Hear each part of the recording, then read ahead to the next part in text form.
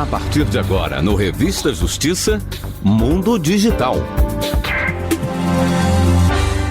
O presidente da República, Luiz Inácio Lula da Silva, sancionou o texto que criminaliza as práticas de bullying e cyberbullying. As duas condutas passam a integrar o artigo que trata de constrangimento ilegal. Vamos saber mais detalhes sobre esta lei com a advogada especialista em direito digital, doutora Cristina Slema. Bem-vindo, doutora Cristina. Obrigada, Sérgio. Bom dia a todos. Início de ano, né? E já falando de um assunto tão importante. Então vamos explicar para o nosso ouvinte, vamos fazer uma contextualização, uma história, né?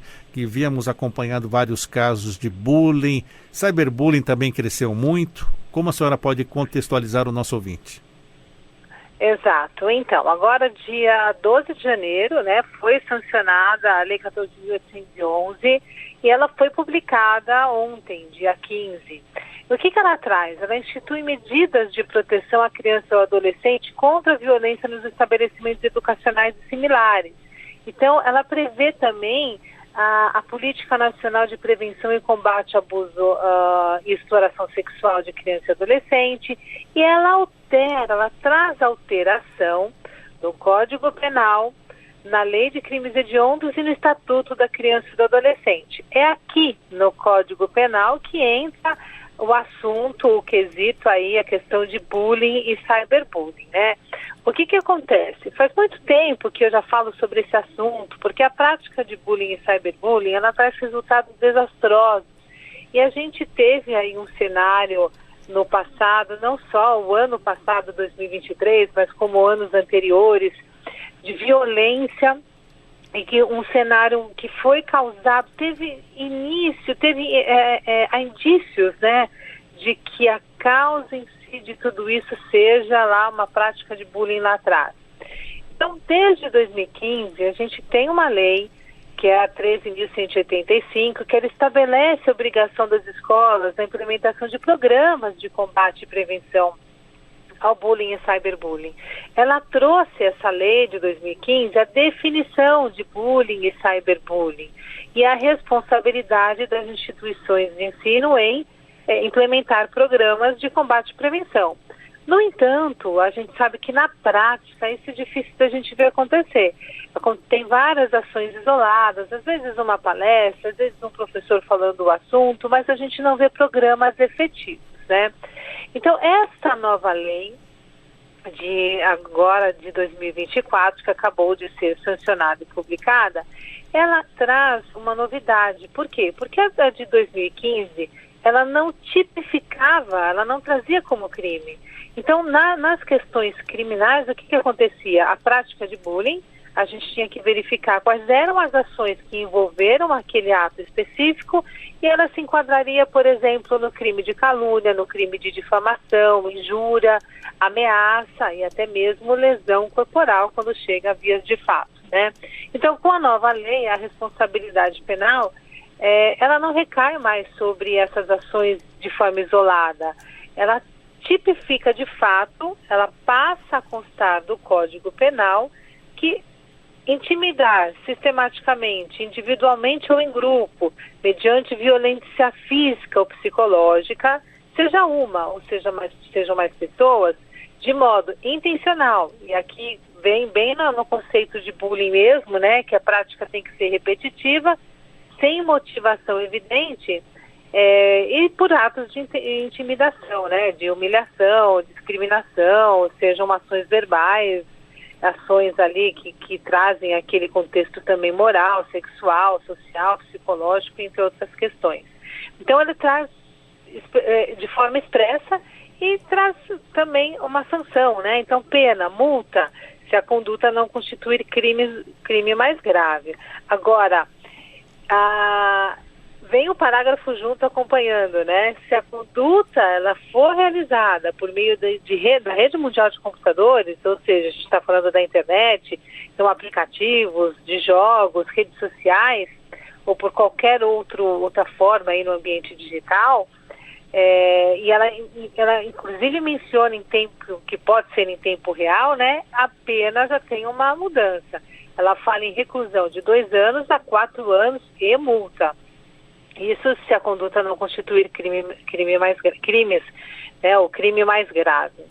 Então, Sérgio e todos os nossos ouvintes aqui, eu acho que é importante, é uma lei que ela precisávamos de uma contextualização, precisávamos de ter essa formalização para que a gente possa estancar, porque ao contrário do que muitas pessoas possam pensar, porque no passado isso era muito comum, a prática de bullying sempre foi vista como algo engraçado, né, lá no passado, mas ela não é engraçada, ela traz consequências, já falei no comecinho, desastrosas, ali no âmbito psicológico e até mesmo de saúde, e muitas vezes chegando ali não só a via de fato no sentido de uma lesão corporal, mas chega também ao suicídio, né, a criança ou o jovem ali a se suicidar. Uma outra novidade, posso continuar, Sérgio? Eu engatei primeiro aqui, tô indo, né? Uma outra novidade aqui da lei é que ela passa a instigar ao suicídio, passa a ser considerado como crime hediondo.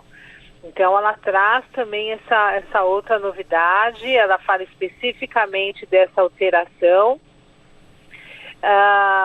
porque também se levava muito na brincadeira. Quer se matar, a pessoa não está bem, tem depressão, e vai lá e se mata mesmo. Olha, faz isso, faz aquilo. Então, isso são coisas sérias que precisam ser tratadas com a devida importância, né? Sim. Então, ela altera induzimento, instigação, auxílio ao suicídio, automutilação. Ela transforma também em crimes hediondos o sequestro e cárcere privado cometido contra menor de 18 anos e tráfico de pessoas cometido contra crianças e adolescentes, tá? Tem essa previsão também. Ela tem outras previsões, mas eu acho que os principais aqui pontos que eu queria abordar com vocês eram esses. Sim, temos aqui, né, a pena para o cyberbullying pode chegar de 2 a 4 anos de reclusão ali de multa. Já no caso de bullying, a pena é de multa se a conduta não constituir um crime mais grave, e as duas condutas passam então a integrar esse artigo que trata do constrangimento ilegal. Mas temos ali também, né, os crimes hediondos em atos cometidos contra as crianças e adolescentes. Agenciar, facilitar, recrutar, coagir ou intermediar a participação de criança ou adolescente em imagens pornográficas, adquirir, possuir ou armazenar imagem pornográfica com criança ou adolescente, sequestrar ou manter em cárcere privado crianças e adolescentes e traficar pessoas menores de 18 anos. Dentro do nosso contexto digital, aquela pessoa que carrega no seu computador ou no seu celular uma imagem pornográfica de criança ou adolescente já está cometendo o crime então, doutora Cristina? Isso já anteriormente, Sérgio, já tínhamos essa previsão no Estatuto mas da agora é Criança e do hediondos, né? Adolescente. Agora como crimes hediondos. Ela traz ali o tweet que são dos crimes previstos do artigo 240, que é do Estatuto da Criança e do Adolescente. Produzir, disseminar, armazenar, já era previsto como crime, né, essas ações. O que ela traz de novidade aqui? Ela diz que incorre ali na mesma pena que já era prevista no 240, aí a gente já pode olhar isso, mas quem agencia, facilita, recruta, coage, ou de qualquer modo intermedia a participação dessas crianças ou adolescentes nessas cenas aí de sexo explícito, por exemplo, né, de cenas pornográficas.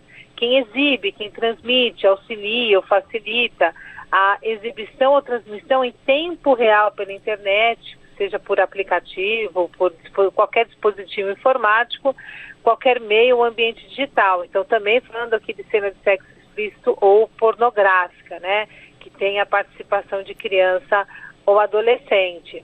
Aí ela traz também lá do 247, quem exibe ou transmite imagem, vídeo ou corrente de vídeo de criança ou adolescente envolvido em ato infracional. O que ela está dizendo aqui, a lei? Então vamos supor que alguém filmou um adolescente cometendo ato infracional. Isso eu não posso ficar compartilhando essa imagem. Não posso publicar isso numa rede social e mandar para o grupo do WhatsApp.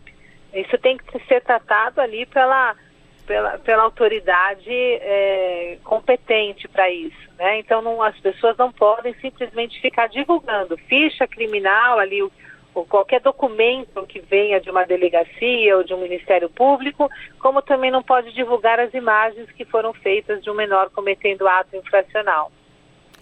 E para a senhora, as penas para esses crimes, principalmente o cyberbullying, é algo inicial? Ficou aquém? A senhora acha que deveria penalizar mais? Olha, eu acho que a pena, quando a gente fala, Sérgio, o cyberbullying, reclusão de 2 anos, né, a 4 anos, eu acho que é uma pena. É que é difícil a gente dizer se é adequado ou não, né? E tudo depende também aqui daquela situação, porque se eu tenho um caso, por exemplo, em que a criança ou jovem chega a se suicidar, se eu, enquanto mãe ou pai, eu vou achar que 4 anos não é nada, né? Agora, se a gente está falando de um cyberbullying, que a consequência ela foi muito menor, e na verdade aqui a gente está falando, quando a gente fala dessa pena, reclusão de 2 a 4 anos, a gente está falando para o adulto. Quando se refere, quando essa prática é feita por um menor de 18, obviamente que é ato infracional, e aí ele vai estar sujeito às medidas socioeducativas do Estatuto da Criança e do Adolescente, né? Temos que lembrar isso. Mas se for praticado por um adulto, também volto a dizer, depende do resultado. Talvez 2 anos seja suficiente, talvez 4 seja suficiente, mas se chegou ao limite ali de um suicídio, na minha opinião, 4 anos seria pouco até. E ainda dentro desse contexto de penas, e temos essa atualização agora com a criminalização do bullying, do cyberbullying, o que mais devemos ficar atentos e o que poderíamos ter de mais penas? Há outras atividades que precisam ser criminalizadas, na opinião da senhora? Olha, eu acho que a gente precisa ficar atento, vou 2 questões aqui. A primeira pergunta é o que devemos ficar atentos, né? Eu acho que dos pontos é que as escolas, a lei traz também ali a obrigação agora das escolas a coletar, a pedir, a ter o cadastro de todos os seus colaboradores e pedir antecedentes criminais, tá? Então isso está previsto agora na lei. Eu acho que cabe aqui também uma capacitação, e está previsto lá no início também capacitação dos docentes, né, da equipe docente das instituições de ensino.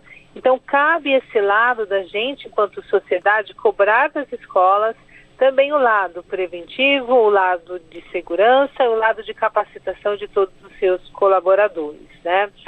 E enquanto pena, eu acho que precisamos sim, e eu defendo, eu acho que precisávamos dessa lei, eu acho que é plausível tornar,